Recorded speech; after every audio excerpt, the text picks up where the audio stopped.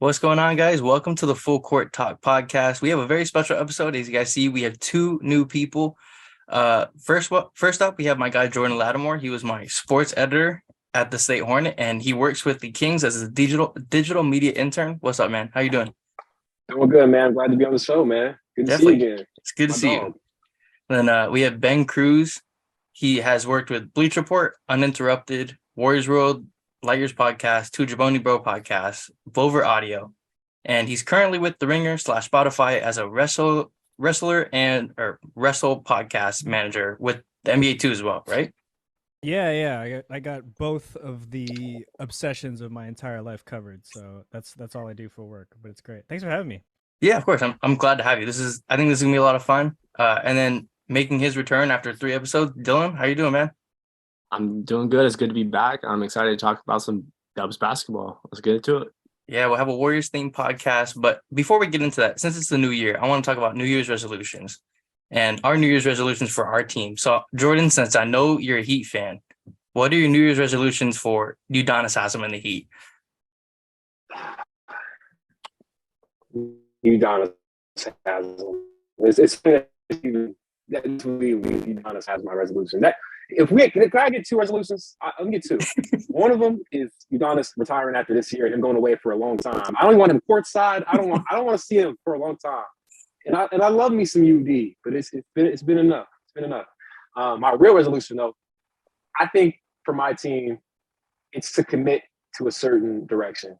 I feel like we've been treading water for a long time, not for a long time, but for the better part of the recent future. We had our run. We went to the finals during the bubble. That run last year with the conference finals was great. But I think it's starting to recognize with us that Jimmy's getting older. A lot of our teams getting more expensive. We're very top heavy, and there's still like the rest of the roster is pretty much just minimum guys or guys that we found in the rough. And I just think, if we're gonna go all in, then we really should make those moves and go all in. Try to find, someone we could trade for, whether that's with the Kyle Lowry contract or the Duncan Robinson contract, and attach some picks. Dylan, I don't know why you're shaking your head at me, man.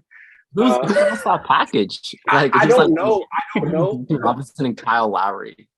I don't know, but if we attach some picks, I feel like doing that move, I think to me suggests that we're trying to go all in right now. Or you could just go into the direction of the opposite and you just start trading off everybody. I just think committing to one side is what I would want for my resolution for my team. Because I feel like we're trying to, stay in both ends of everything, still have some young core, but still have this old guy on our team that's kind of getting, he's kind of starting to peak out a little bit. So that's all I want from my team. Just pick a freaking direction, man. And Ben, what do you think for the Warriors? Kind of in that same light, just make a choice on what they're going to do with James Wiseman. I mean, obviously he's injured right now, but they're kind of towing this middle ground, which is equally as frustrating, right? Like if they're gonna give up on him, fine, make that call. If you're gonna play him, if you really think he is a centerpiece of the future, let him play, let him make mistakes, right? I mean, them kind of treating him with kid gloves has led them to where they are now, right? A very average team. And look, dude just needs reps. He hasn't played basketball in damn near 3 years. Let him make some mistakes and let's see what he's actually got. That way we can actually have some sort of correct value for him, right? We can determine what he is worth, whether that's a trade asset or whether that is a piece of the future. Because this middle ground, like I'm tired of it, man. Like I just want a definitive answer. So as long as we know, I'm good. Either way, I'm good. And Dylan, what do you think? I just want more consistent effort because that last game especially, it just felt like the first three quarters, they were pretty much there, but didn't really bring any intensity until the fourth. And it's kind of been like that the whole year. Obviously, they're coming off a championship, so you kind of expect it a little bit. But we're halfway through the season. You would like to see more defensive effort and more effort not turn the ball over. I don't even have to say it, but Jordan Poole has been killing us late in games, kind of just losing the ball one way or another. If they can just not even go full playoff energy, because they don't need that at this point. They're going to be like the 5 seed, or it is what it is. But just have a little, like 2% more pride day to day and just like competing, because it seems like that's kind of what's lacking. And maybe they need another 5, whether that's Jakob Poeltl or some other piece that's not JaMychal Green or James Wiseman. Let's just, I don't know. Sometimes, especially on the road, it's like, man, you guys are really kind of mailing it in, especially once they get down like 10 points and they settle for 18 straight 3-pointers. I don't know. Yeah, I'm kind of in the same ballpark as you two. Obviously, they need to pick a side. They can't keep straddling the line between building the future and also trying to compete. They got away with it last year because we had a lot of vets on the team. This year we don't have that. JaMychal Green has been injured for it seems like forever, but it's only been 10 games. Dante DiVincenzo took a while to get going, but he looks good. Other than that, like James Wiseman, he gets a lot of DMPs, a lot of just injury, and it's frustrating. But I think trying to get a big would be key to this team because JaMychal Green and James Wiseman aren't it right now. I gotta ask though, just to get some Warrior fans' perspectives. Like, obviously, if you had to pick out a roster hole, I guess that rim running 5, I guess, is like kind of the area where you guys have rim protecting 5. Is where you guys kind of like a bit. Why aren't you guys investing in Wiseman? He's like, not only is he your second overall pick and you want to make sure you're getting a return on investment for him, but also from the perspective of just filling roster holes. Like, why don't you think Steve is giving that long of a leash to James to, like how you said, man, make mistakes and do those kind of things? So I say that, right? I say let him make mistakes, do that. But if you watch him out there, he looks completely lost. He's gotten a little bit better since his stint in the G League, but defensively, dude has no idea where he's going. Offensively, you can't play this guy with Steph, right? And if you can't play with Steph, I don't know what you're doing, right? And again, if you can make up for that on the defensive end, which he in theory should be doing, right? He's 7 foot and has a huge wingspan. In theory, should be a shot blocker. He's in the wrong position every single time. Like there's look at the Sixers or someone who kind of has like a dominant center, defensive center, right? Embiid, he's just always in the right spot, right? If you're driving in the hole, Embiid is in the back of your mind. You don't want to get swatted.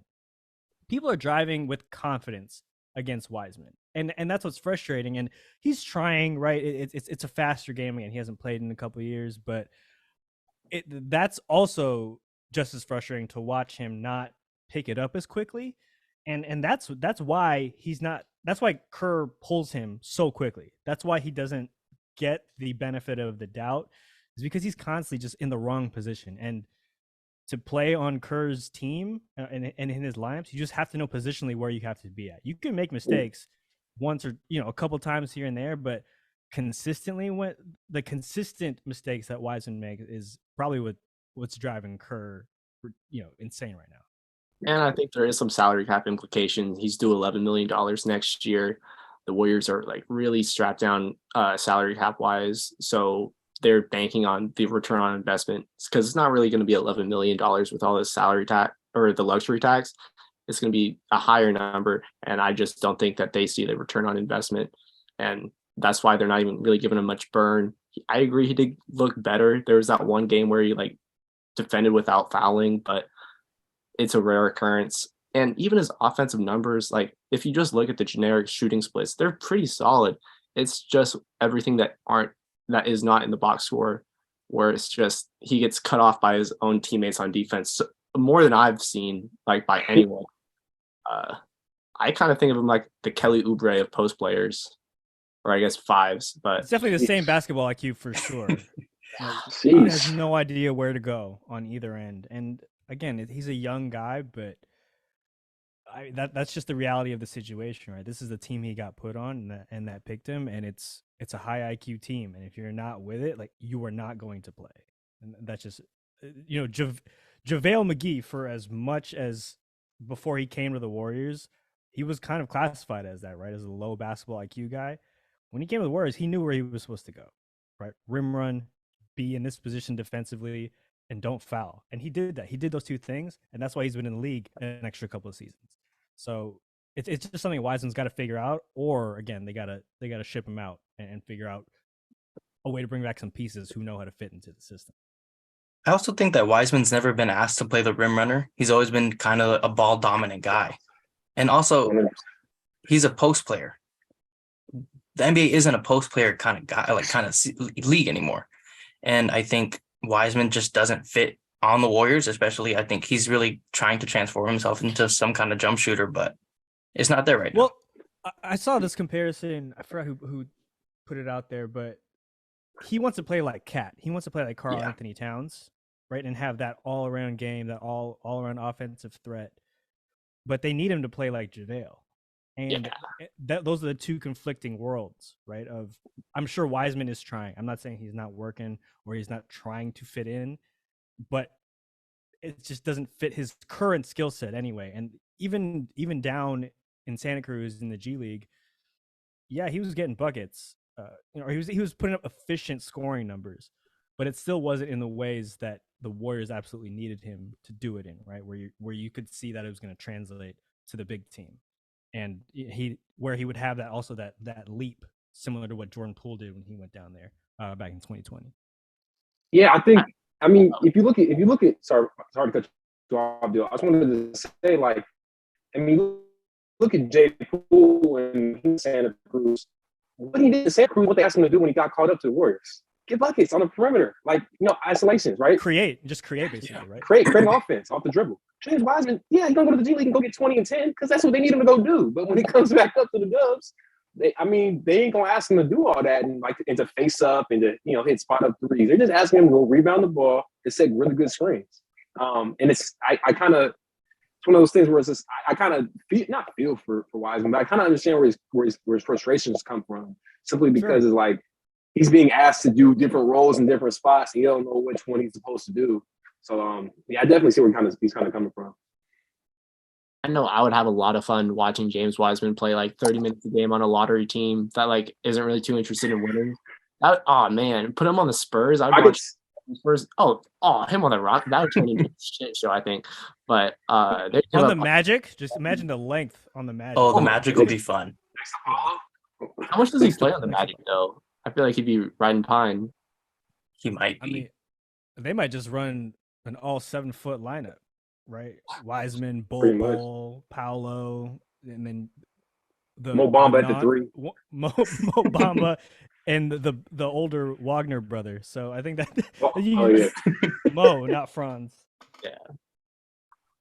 There you go.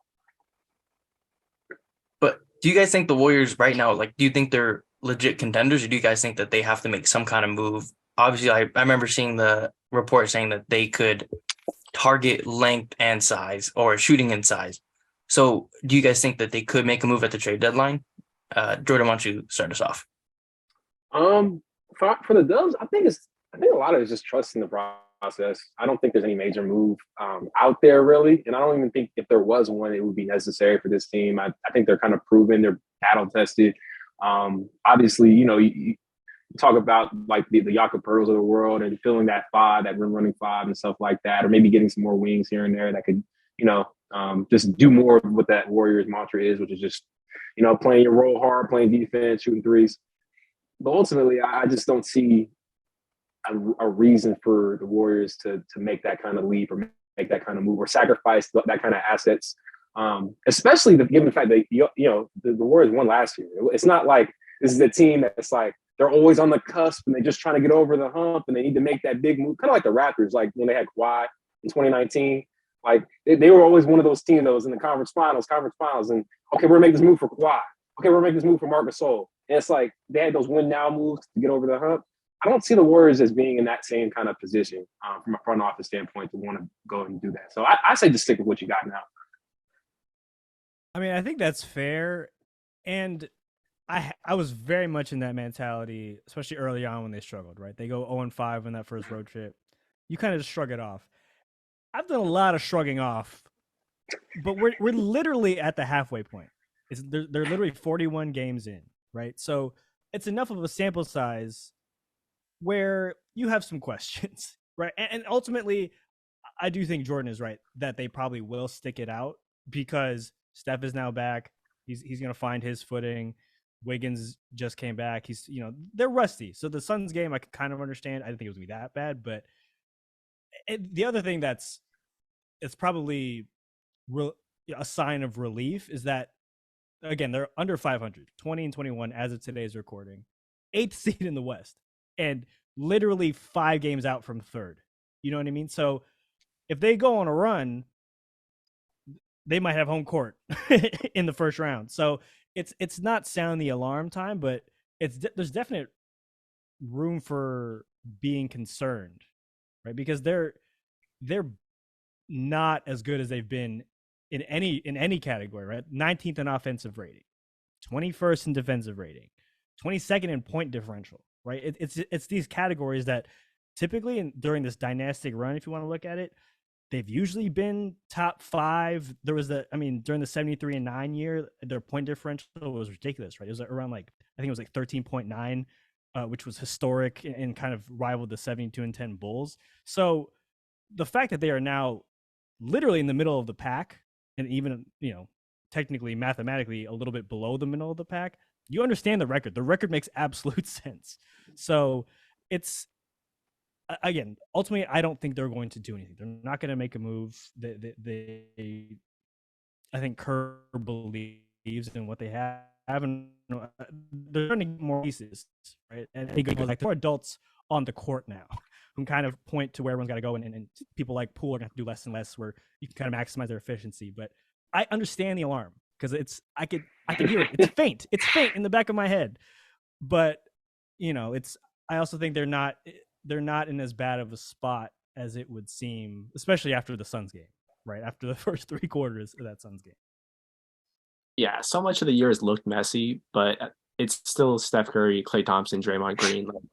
Until proven otherwise, these guys are title contenders, if not favorites for the Western Conference. That being said, I think they want to get rid of someone because they want to keep Lamb and Jerome. And I base that just because they're playing these guys so recklessly. They have a limited amount of games. They're saying screw that. They're just going to run it out. I think they want to keep both. I don't know if they really want to keep JaMychal Green. I don't know who another person would be. It could be James Wiseman. Moses Moody has not shown the improvement that I think anyone is kind of hoping for this year. And I see the idea of a backup 5, instead of going small, having another center that they can use other than Looney as a positive in the playoffs, especially against Jokic. But I don't know. Against the Grizzlies right now, I'm not that confident. Against the Nuggets right now, I'm not that confident. They're still the Golden State Warriors, so they'll have to beat us before I'm out of hope.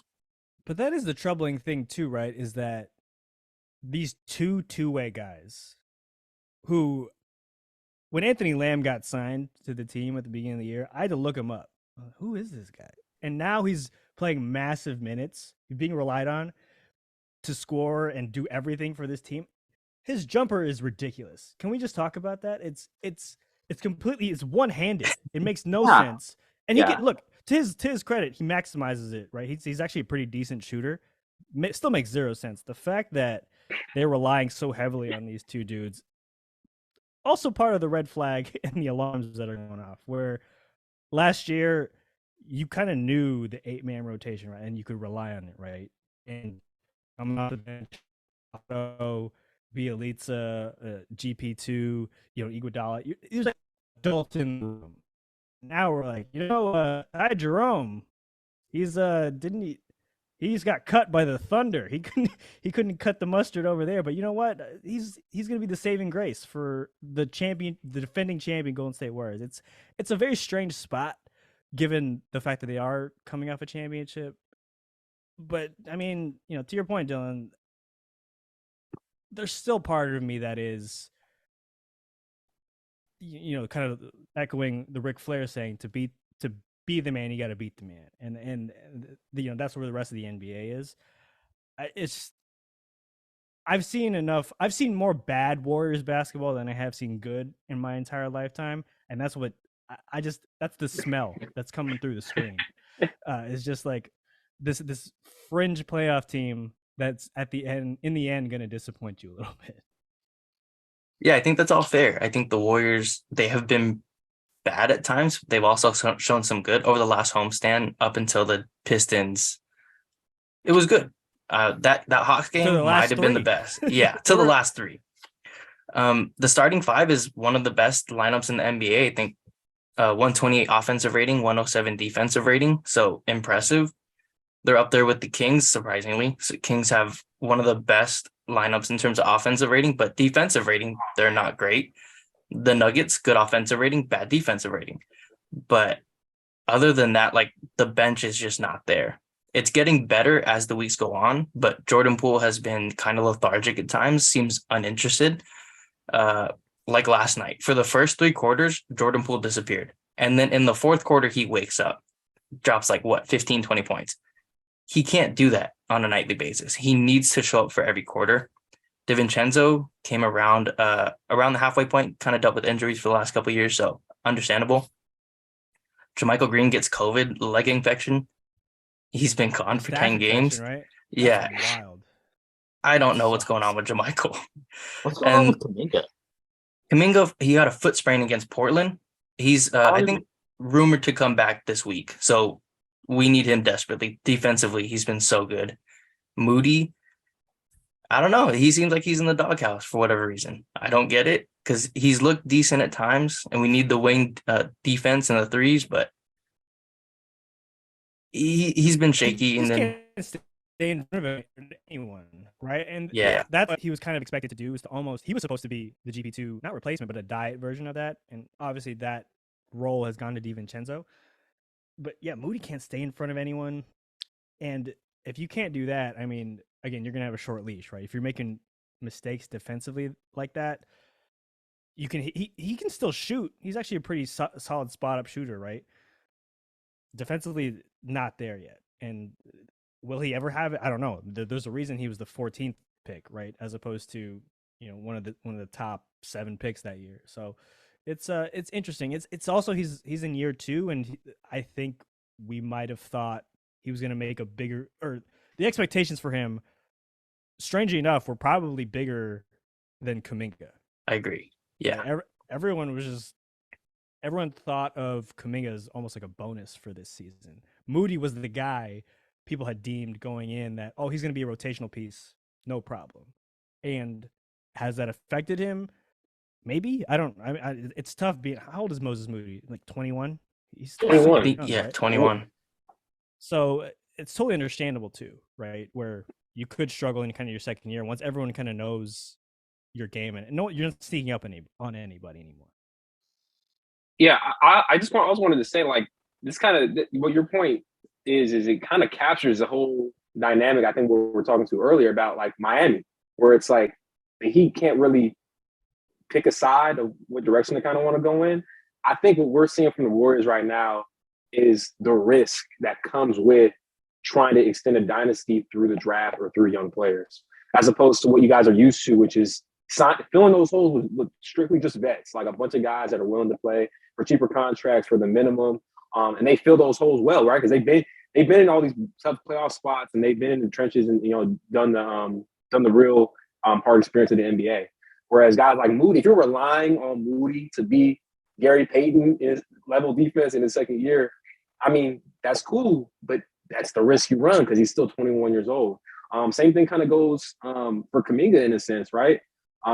It's awesome because you guys fortunately were able to get that extra pick from the Wolves and that D'Angelo Russell trade, and you had one bad year, and you got the Wiseman pick, and you got this core of young guys, but at one point, even though you're relying on these picks to think of them as the extension of this dynasty, the extension of a lot of talent into your franchise, this is the risk. Like, you know what I mean? If at the beginning they might not be as good, you know what I mean? It just takes time. It takes a little bit of patience, but I don't know. I don't know if the young guys on the Warriors have really been given a fair shot. Like, yeah, we drafted them high, but we didn't really play them. I mean, that first year of Wiseman was kind of a mess, that 2020, 2021 year. But Moody never really got an extended run like that, where he was like, in the playoffs he started, but he was never expected to really create. He was just kind of there defending like the 4th best offensive threat and then taking open threes, not doing a whole lot. Kuminga's doing a lot more this year, but these guys, if they were drafted by a true lottery team, they would have been out playing 26 minutes a night, struggling, learning how to fight through that, rather than just kind of watching Steph create and make open shots or good looks and kind of watch that rather than have to fight through that on a 12th seed themselves.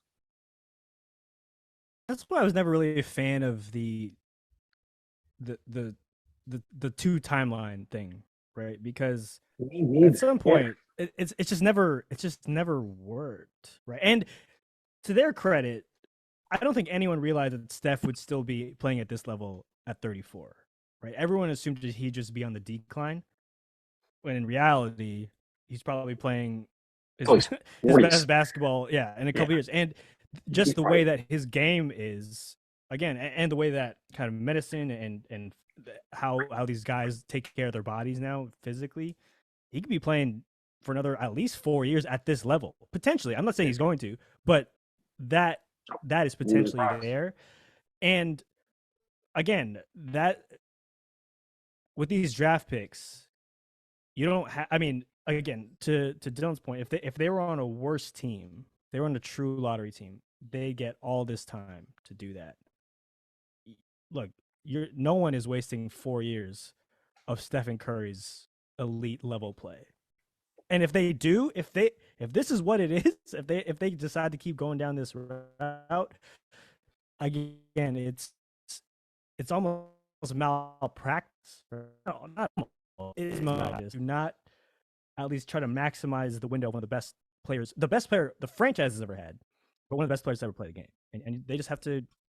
I think, and they're starting to realize that now, that it's just not a feasible thing to do, and just have these dual, like I just don't see a world where Jonathan Kuminga, James Wiseman, Moses Moody, and Jordan Poole are a part of some form of the future Warriors dynasty.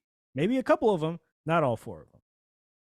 Yeah, the only two that I see that could be a part of any kind of dynasty past this one, Jordan Poole and Kuminga. Moody hasn't really gotten a shot. We talked about that. James Wiseman, same thing.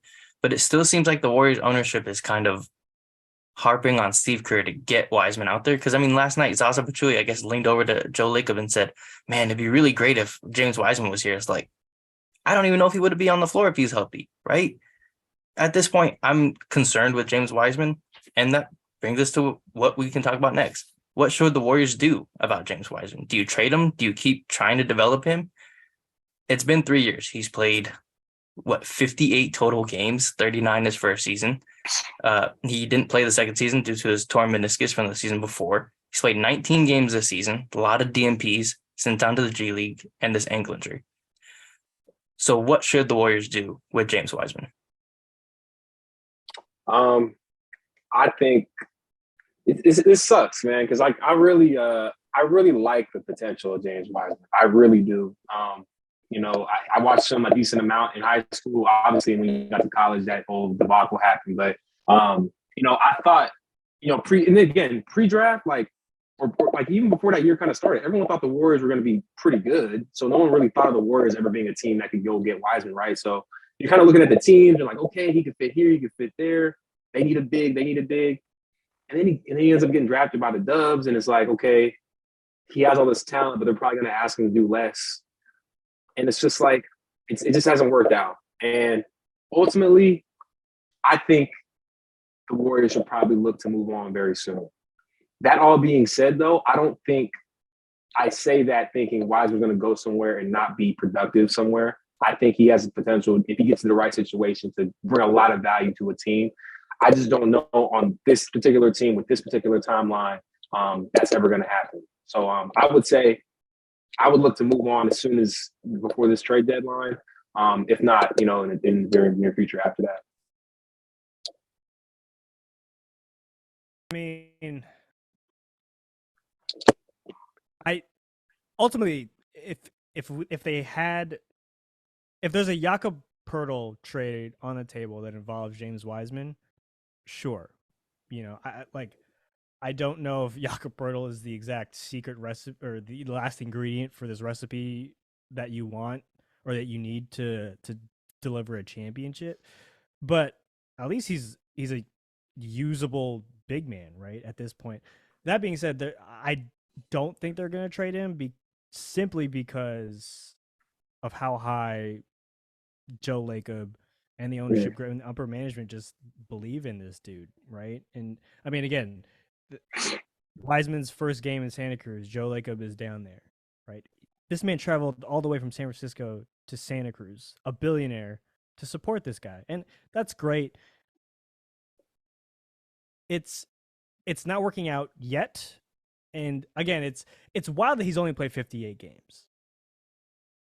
You look at someone like Lauri Markkanen, right, who for the majority of his career was looked at like a failure. Not a failure, but he never met those expectations that were thrust upon him when he was He drafted. was a lottery pick.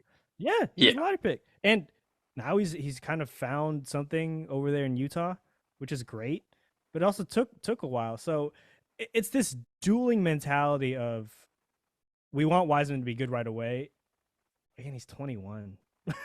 it's tough, but that's when you're playing for the Warriors, when you're playing for them in this kind of in the middle of this dynasty, this is the kind of criticism and heat that you're gonna get, right? It's just part of the package, unfortunately. So I think what should they do? They probably should trade him because that you get another piece to actually win some regular season games and be above 500.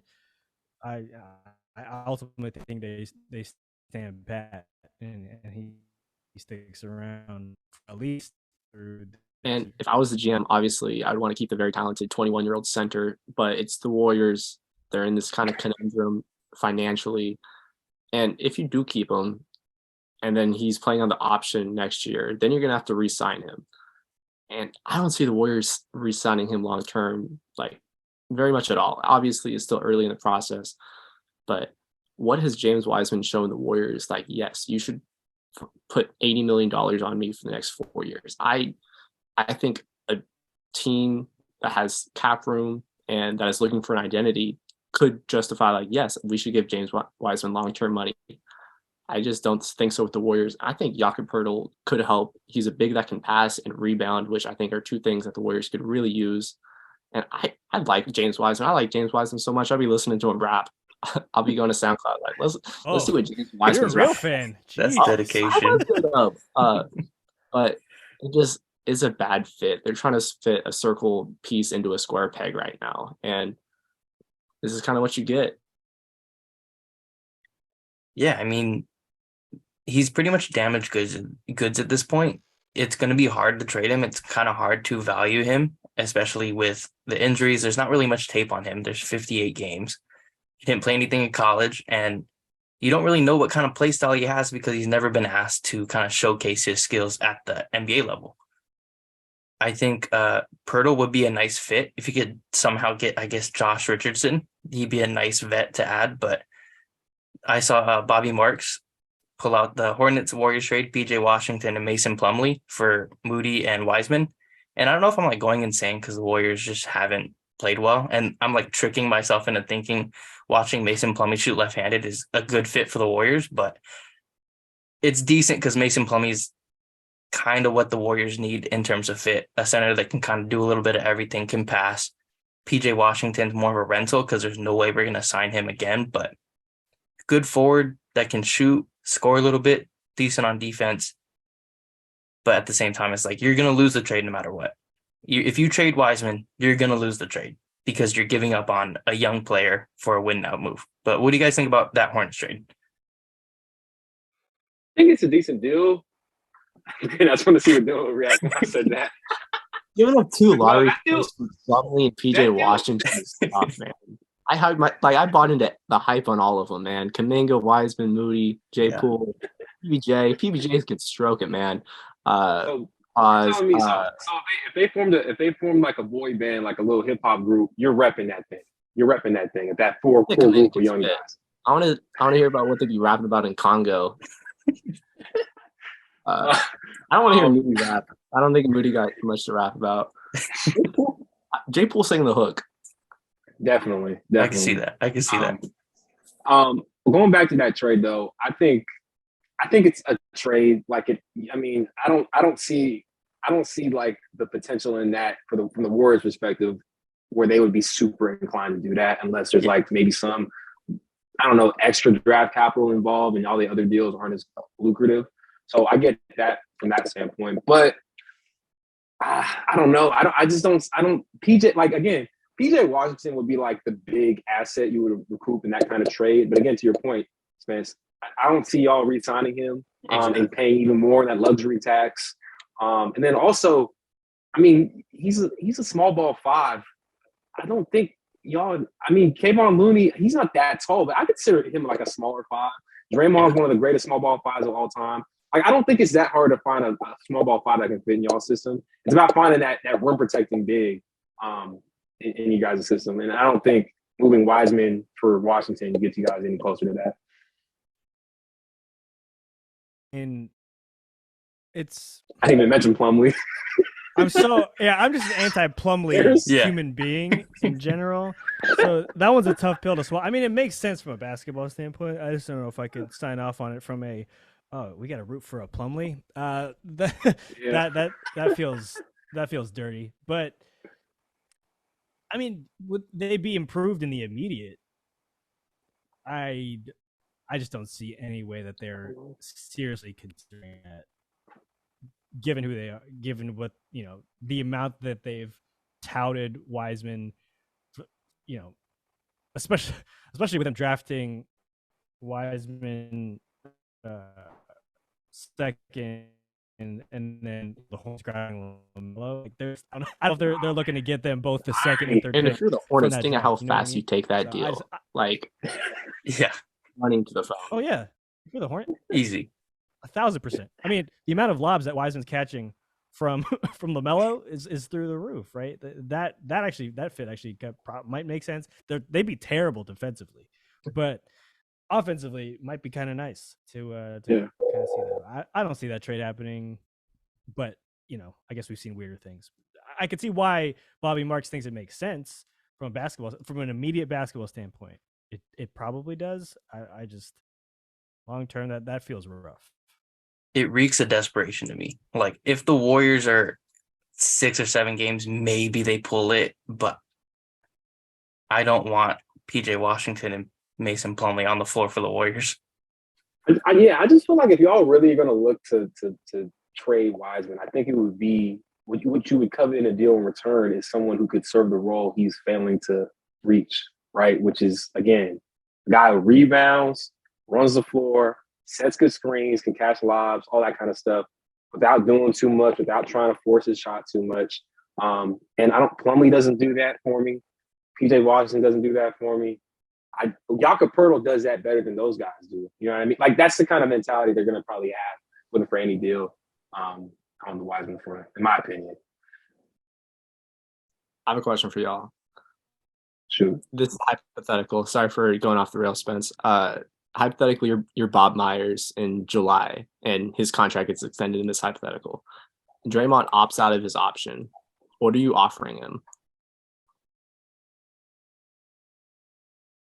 18 to 20 mil a year. If he doesn't take it, I'm done. Like, I don't really need to say anything else. He's not going to take that.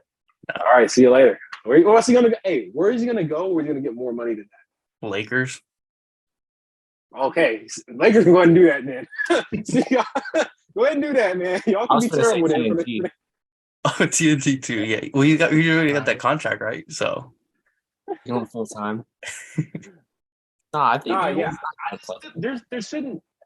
there shouldn't be a bidding war for Draymond Green. I think there's a limit. There's a cap, and I think the Warriors probably set what that cap is. I don't think any other team does. I think the answer to that question is it just depends on how the season ends, right? If there's a miraculous turnaround for the Warriors and they somehow win another championship, I mean, he's getting what, 25 mil this year, something like that. You go like I don't see how you can't give him something close to that if you're the Warriors specifically, because look, we all kind of after he punched Jordan Poole, we all kind of talked ourselves into, it's time to move on from Draymond. The Warriors don't need him. There's Kuminga, there's Wiseman, there's Moody. We'll be able to kind of cover that up. No, in fact, Draymond remains one of the most important players on the team. And if they're going to have any sort of sustained success this season, he's going to be a huge part of it, right? So if they win a chip and Bob Myers is trying to negotiate that contract, I think Draymond's going to get a bag, man. He's going to get a bag to stay. I don't, to anywhere else, he's not as valuable. To the Warriors, extremely valuable. And I think that'll come across. Yeah, I mean, Draymond has been with us for his whole career. He's been with us for the dynasty. And honestly, we need him at this point. As much as I think he could leave, because I did see Joe Lacob say, like, he said some quote from Bill Walsh, and he said, it's better to trade a player 1 year early than 1 year late. And he was talking about the Warriors core. So they're not going to trade Clay. And they're not going to trade Steph. It's going to be Draymond that gets moved if it comes down to that. And Draymond's the only one that's rapidly declining in terms of stats. Obviously, he's come back. He's come back lately, but he's still like our second or third best player, or at least the last couple of weeks. I don't know where we'd be without Draymond. His blocks and steals are both down compared to his career average, but shooting wise is pretty much the same, and he's still just as important as usual. Like, he runs second units point. I don't know. The Warriors, I don't think, would be not near as good as they are with Draymond without him. I definitely think the Warriors management is tired of covering for him, and I think that's where maybe you could see a rift. But I would like to sign Draymond after this. I mean, without Draymond this year, we'd be much worse than we already are. Especially at the defensive end, right? I mean, yeah. What did I say earlier with defensive rating? 21st in defensive rating. What does that look like without Draymond? It's already frustrating to watch anyone else on this team besides Draymond play defense. I mean, the weird Wiggins regression defensively is still something I'm trying to figure out and piece together why. Draymond's the same, man. He's the glue that kind of holds that thing together. So obviously Steph is the best and most important player on this team. Draymond is number 2. Like, I don't know if that's debatable anymore in just kind of what he's shown this season, right? Like, especially with Wiggins. Wiggins was playing really, really well at the beginning of the season, and obviously he's been injured and he's just coming back, and he probably can supplant Draymond as the second best player. I still think Draymond will always be the second most important player to this team, and it's been that way for this whole dynastic run. Yeah, I mean, the thing about Wiggins, I think giving him a little time to come back, but defensively, you're right, he has been much worse than last season. Off a little bit, yeah. Yeah. But then all of a sudden in that fourth quarter against the Suns, no one could get the ball across half court against Wiggins or Draymond. And then it kept on being that white center who kept on getting offensive fouls. I forget his name right now. Landale. Jock Landale, I think. Yeah. But there was like 5 minutes where they just struggled so hard getting the ball across half court against Wiggins. And I was like, all right, maybe he's back. I think Marcus Thompson wrote something about it in The Athletic. But yeah, you got to hope that these guys can just kind of ramp up the defensive intensity as the season comes to a close. I will say that game made me miss Damian Lee, which I never thought I would say, because Damian Lee was so frustrating to watch. The Damian Lee revenge game was not something I was prepared for. And look, he was also last year, for the first 15 games before he hurt his hip, he was actually really nice off the bench. Yeah, he was fantastic. He was making everything. Yeah, he was on fire. Nice second unit player. And then after he got hurt, when he came back after getting hurt, forgot how to shoot. He was just kind of a negative player out there. And I don't know, the offseason clearly did him some good because he's playing pretty well for the Suns. I mean, the Suns are barely over 500. Shooting nearly 50% from 3. Yeah, he's lights out from 3. Which is great. Shout out to him. You know, he was part of the Warriors for a couple of years, so I'm glad he was able to find the spot. But yeah, man, it was one of those times where it was weird to say I miss Damian Lee. I feel you on that, Spencer. It was a very strange occurrence. That's the Splash brother-in-law. Yeah, the in-law. Yeah, I don't know. That Suns game it was a trap game. And they fell right into the trap. It was just so frustrating to watch. For those first 3 quarters, it was like, what are we doing here? Mikal Bridges was hooping, though. He loves playing against Clay. I don't know what it is, man. He loves that matchup. He be talking crazy, though. He does. Man. I like Mikal Bridges, but, like, I hate him because of that. Yeah, for real. But going on to Jordan Poole. Jordan Poole has been up and down this season. As a starter, he's been great, but then it seemed like this last homestand, he's been especially uninterested at times. So what do you guys think? Do you guys think we should be worried about Jordan Poole, or do you think just keep letting him go his course? I think just ride it out. Let it go. I think, I think of all the young core guys on the Warriors, I think a lot of people expect the most out of him at the very moment currently because he's shown the most, so much potential and stuff like that. I just think, he's also being asked to do different things on a nightly basis as well, right? There's a stretch where Steph is out, so now he has to be the guy. And then when Steph comes back, you got to take a step back. And it's just, his role is constantly evolving, even though it is kind of consistently just one thing, which is just score. And then also play make behind that and play defense, obviously. But I think, for a young guy that's being asked to do that much, I think he's doing the best that he can.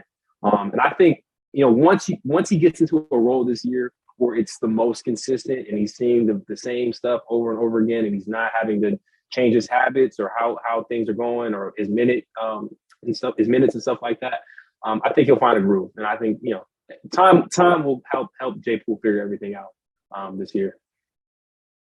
I mean,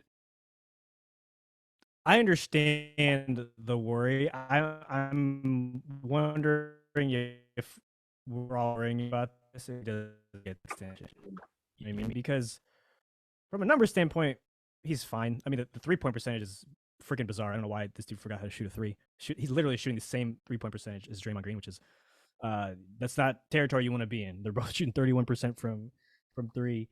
And I mean, I get it. Sometimes this dude hoops like he's just at an open run at the gym. Like if I walked into a city sport out here in the Bay, like I see 1,000 Jordan Pooles. You know what I mean? And to his credit, he's not afraid to make a mistake. He's not afraid to miss in the most ridiculous ways, by the way. Like if this dude is not afraid to throw up a brick. Some of his misses look painful, right? But also if he's on and if he gets hot, he's one of the reasons they won a championship last year, for sure, right? He's one of the only players on this team who can create off the dribble outside of Steph, at least effectively, right?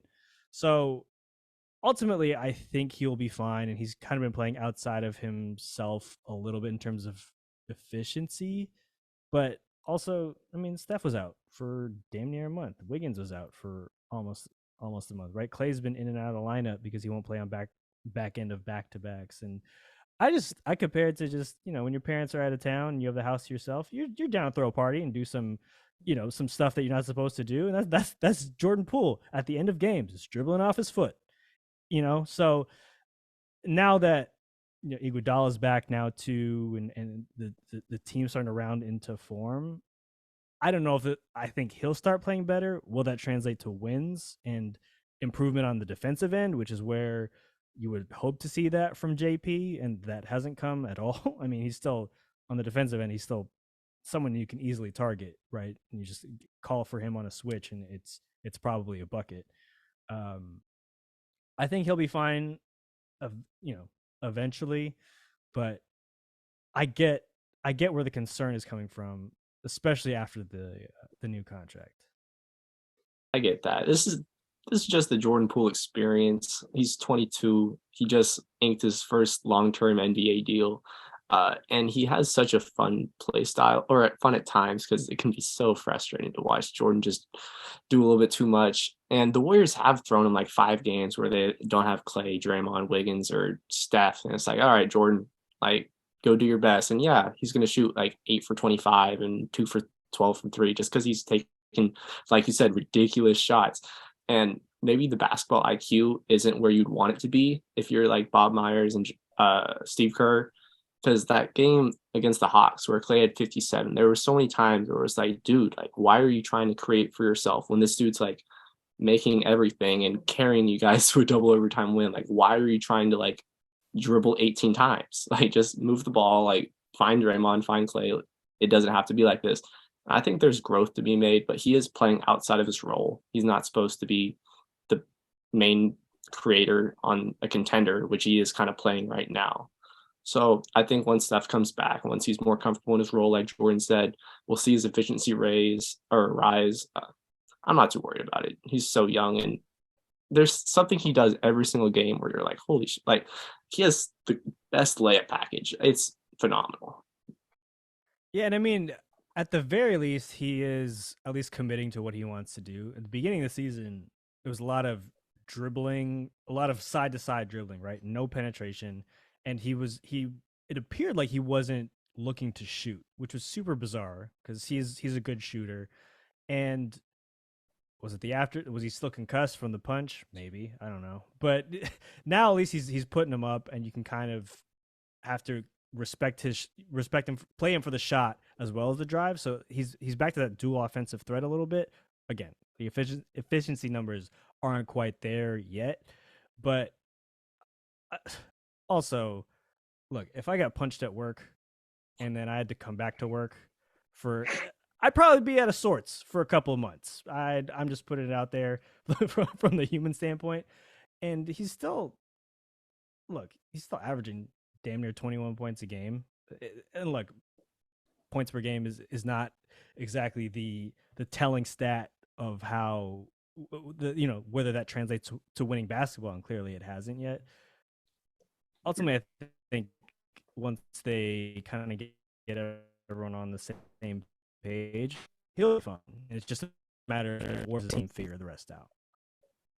Yeah, I agree. I think Jordan Poole is going to be fine. I think there are concerns with his efficiency. I think in terms of his 3-point percentage, I think it's because of his shot selection.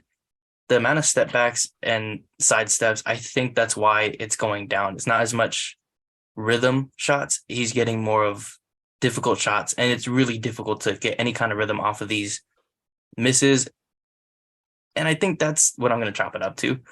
But I think realistically, it just comes down to the turnovers. He's been a really kind of turnover heavy player as of late. But when you think Steph being out, he's been asked to be the main playmaker on that side of the floor. And I think that's why it's kind of gone up.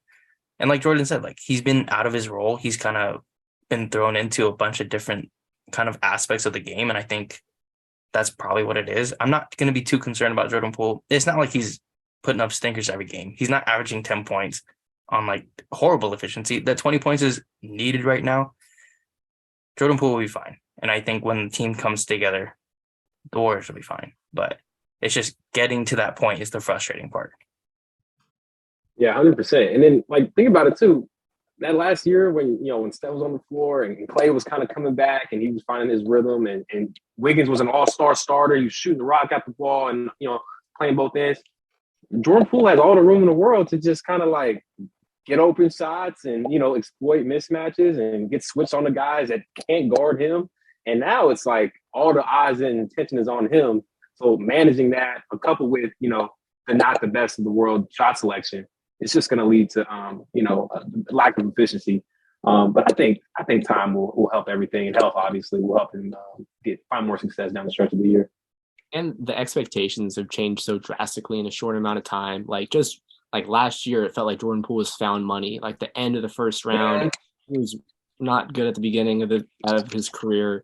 Slowly and surely, they Warriors the hell out of him, and now he's a max contract player. And that now they wanted to play like a max contract player rather than the 30th pick that they just kind of threw at a guy because he was exciting in college. So I think it's a little both, because if Jordan kind of stagnates and this is the player he is, it's kind of it'll be a little underwhelming for the Warriors on this contract. But I don't think that's going to be the case. I think Jordan Poole is going to improve. I think eventually he's going to need a bigger role. I don't think he's a career sixth man. I don't know where you guys stand on that. Yeah, but that's not even the Warriors' main concern right now. They have bigger fish to fry.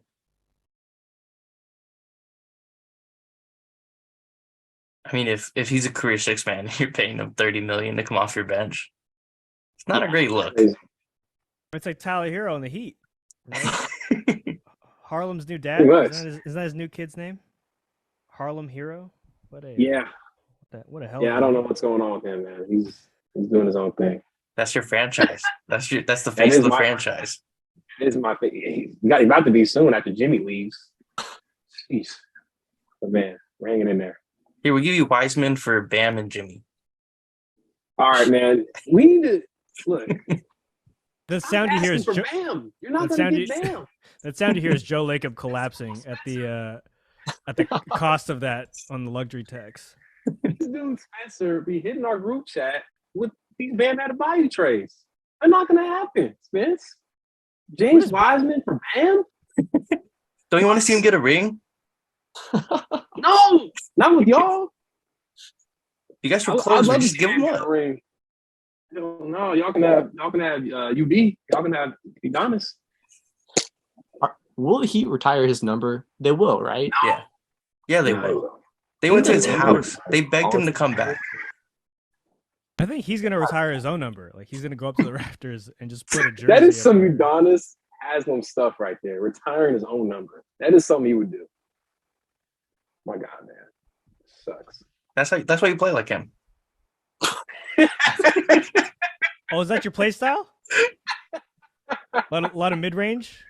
Bro, swears No, his- I mean honestly, I got that mid-range package, but you know, I'm not as great as UD is, man. UD's a Hall of Famer. I'm not as good. Okay. You know, Okay, just stop. Just stop. I'm not as tough as he is. That's his attribute. I'm not a tough guy like UD. Yeah, we'll go with that. Whose locker room did the Heat pull up on? Oh, it was the Nuggets, huh? Right? It was just a Jokic picture, first, yeah. Yeah. What's the clowns? What's the fake tough guys? It's like, I'm doing what are we shit, though. doing? Can we go out and just win the game? Can we go out and play some freaking defense and just win? And can we score more than 60 points in a half? Can we do that? God, Your point guard's Kyle Lowry. podcast. I think that's I against know. Heat- I think it's against Hey, Heat culture hey. to score that many points. Guess how much Kyle Lowry makes? As much as Jordan Poole does. Hey, that's Oof. crazy. But it's for the That's culture. It's for the culture. He's a leader. Pat Riley's fine. He's got that in. He carries that. In, So, he carries that much money in his sock. He could pay Yeah. Kyle Lowry in cash. You got the luxury tax. Duncan Robinson doesn't always play. He's our fourth highest earning player on the team. And that 'Cause you contract guys is got- like milk. That was a rough deal. What are we doing? And Max Strus is out here balling for a fraction of Right, that. Max Strus about to get the max. Max See, Strus what's is happening? he's We're gonna pay get the Max same Strus. Duncan deal. That's what I'm saying. They're gonna we're redo pay him, it? like, we're gonna pay him, and he's gonna fall off. Or it's gonna be the other way around. He gets signed by another team and hoops out. Honestly, he would be great for y'all. I'm not gonna lie. With the Doves, catch a shoot guy, play defense. He'd be good for y'all. Wait, Jordan, I don't who's know. looking at Myers Leonard? The Lakers. Yeah, they're looking at him and Biggie, right? They're desperate. They're desperate. I'm very DeMarcus desperate. Cousins makes so much more sense. So much more sense. Got the chemistry with AD. He's played in the league more recently. Myers hasn't played in how long? Nuggets, Since he was good on the Nuggets last year. Yeah. that Myers Leonard situation was like 4 years ago. And now he's coming back somehow. I mean, the Hornets are still looking at Miles Bridges, so anything's possible. Oh, hey, look, I'm gonna be real. I think there's a good chance Miles gets it back, bro. Based on all the reports I've been reading, which is crazy. I didn't think that was ever gonna happen. But then Myers would be better for y'all. No. Myers Leonard, why not? As long as he's not playing video games on Twitch, that'd be a big key. You gotta put that in the deal. Yeah. No Twitch streams. None. No, he'd be good for you guys. Oh my God. Anyone, You guys need scoring, anyone would right? be good for us. We need everything. Why is Spencer. Leonard not going to score? I have a question for y'all. Do y'all think Bam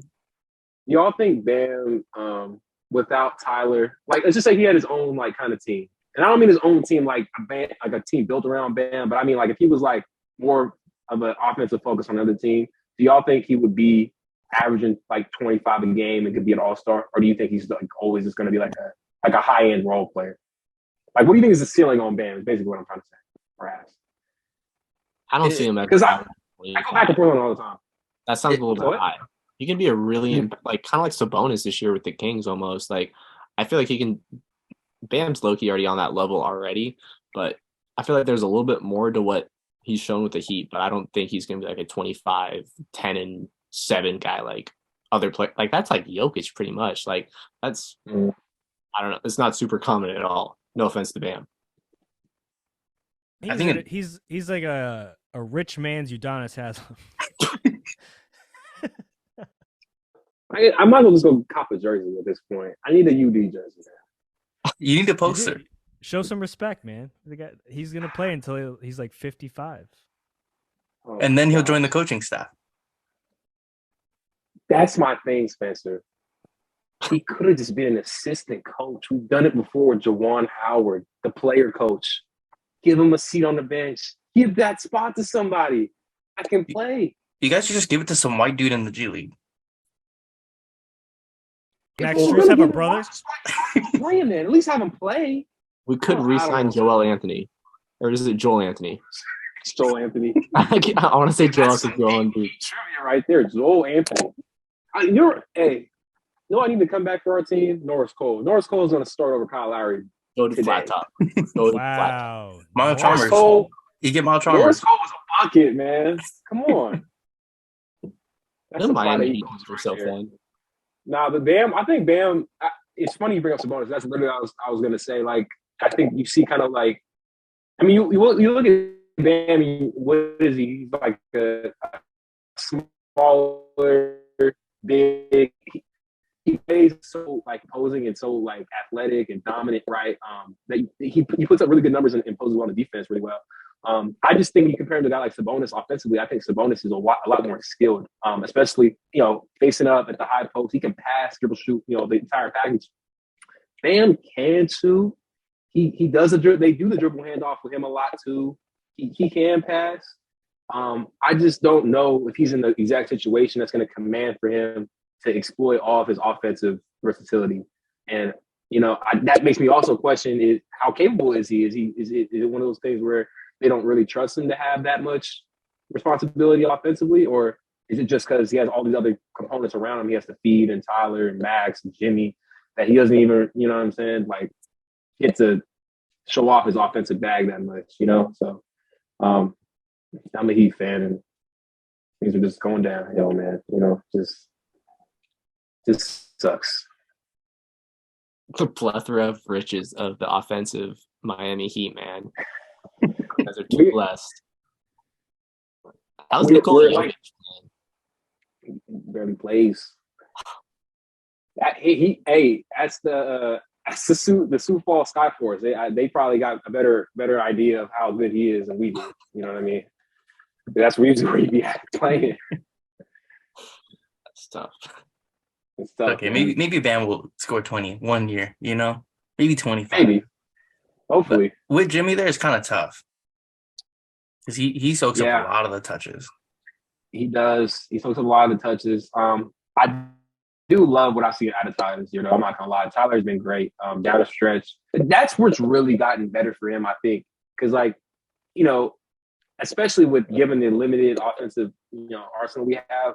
Shot, kind of like for the Warriors a little bit, just having that guy who can create besides our main guy, Jimmy, is huge. But specifically in close, inside of 2-3 minute final stretches of games, he just hits big shots. Like he's made for the bright lights. So it's been great to see that out of him. It's just like, again, going back to the direction thing. It's like, what is the ceiling for this team? I feel like I've seen it already. And given our contract situation and our financial situation, I just can't see a roadmap where this team is trending toward getting back to where we were. Like, I just feel like there needs to be some type of change. And we need to get younger. We need to get more draft picks. We need to get more guys that are on salaries that are long and contracts that are longer than just 1 year. You know what I mean? Like, we have a bunch of minimum guys and a bunch of guys that were in the G League and coming up. So we just need to find some type of revamp for sure. I don't know. You guys are kind of screwed, not going to lie. One way to put it. We say that, but they have a better record than the Warriors right now. That's true. But we have the rings, though. Not by a lot. Yeah. But it's Kyle Lowry. Kyle Lowry soaks up a lot of that cap space. $30 million. I'm not even tripping. It's like we gave him 3 years. 3 years. Like, what did you think was going to happen? Like, you know what I mean? And this is typical Pat Riley though. You know what I mean? With paying guys, James Johnson got a big bag. Deion Waiters got a big bag. Tyler Johnson got $50 million from us. $50 million. Tyler Johnson. Like, guys are good. You don't always have to overpay to keep them. You don't. You should Anyway, Pat Riley that. What's going to happen? Who's going to happen? Pat Riley's going to retire after this year, and Bob Myers is going to be a free agent. And we're going to go get us. Poaching? We're going to go get us the biggest, baddest GM in the league, and he's going to revamp Heat culture. And you're going to be sad, Bill. Very sad. I'm going to be sad because the Jaguars are going to beat the Chargers. So it's really just going to be icing on my cake. I'm chilling. Yeah, that's going to do it for us. We'll end it here. After that Heat just explosion from Jordan. It's venting. It's venting. On the way out of the pod. That's how you doing me. That's how you doing me, Spence. I'll let you stew in it. That's why. You can watch this back, and then you can remember this. There you go. Yeah. Yep. 100%. Or you can send it to Pat Riley. No, don't get me wrong. Yeah, no, we're gonna make sure that when this gets tweeted out, socialed out, we're gonna tag Pat Riley, all those guys. No, they're gonna see this. They're gonna see this. I hope they do. But thank you guys for coming on, Ben, Jordan, Dylan. I really appreciate it. This was a lot of fun. Appreciate the invite, Spence, as always, man. Good seeing you. Yeah, it's good seeing you guys. But we'll catch you guys in the next one.